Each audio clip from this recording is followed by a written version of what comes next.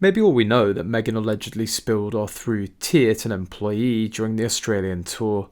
Employees of Meghan have been viewed in various stages of distress, crying, shaken, undermined, with at least one allegedly paid off after 6 months' employment.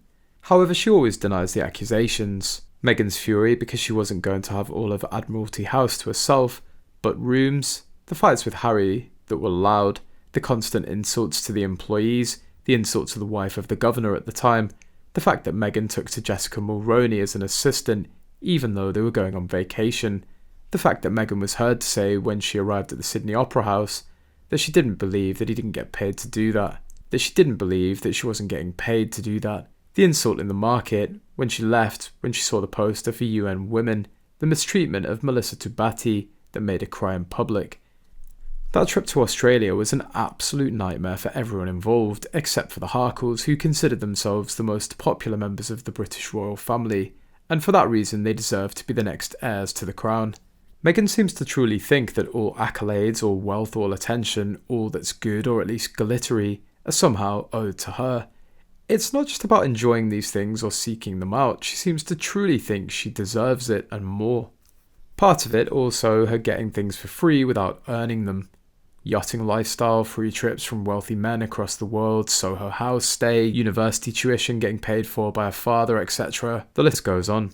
She was somewhat used to getting free rides, plus when she married Harry, she thought that her life would be so lavish and she'd own these castles and palaces and sleep all day. So when she realised that she actually needs to work and not everything is handed to her, and that there's a hierarchy in the monarchy, including the biggest part is that Harry doesn't own anything, he doesn't even have a college degree, she was quite disappointed. So she started screaming at everyone, demanding things, thinking that will show people her place, making her more important. Meghan may be shocked as her husband Prince Harry admitted that she had cruel acts towards staff. In Spare, Harry even said the staff were crying at their desks or something. If you walked into an office and all the staff were frustrated and upset, crying at their desks, who would be responsible? That's workplace bullying. Now, their former key staffer broke silence first since she quit her job. Heather Wong worked for Harry and Meghan Markle as a deputy private secretary while they were still at Kensington Palace.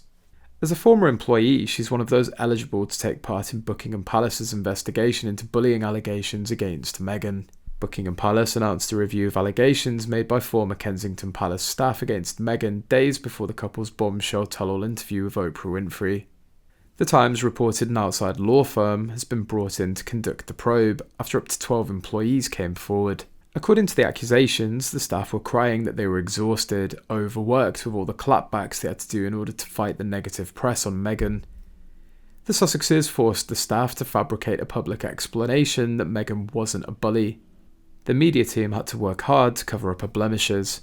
Sources reported that Meghan bullied people she considered beneath her in Australia and acted as if she was high and mighty. I started following her after the scam she pulled with the Manhattan car chase because it was so glaringly obvious that she was lying in order to grift, but watching all of the details of her diva demands, cruel treatment of staff, payoffs and hush money to prevent lawsuits, etc., she's real evil.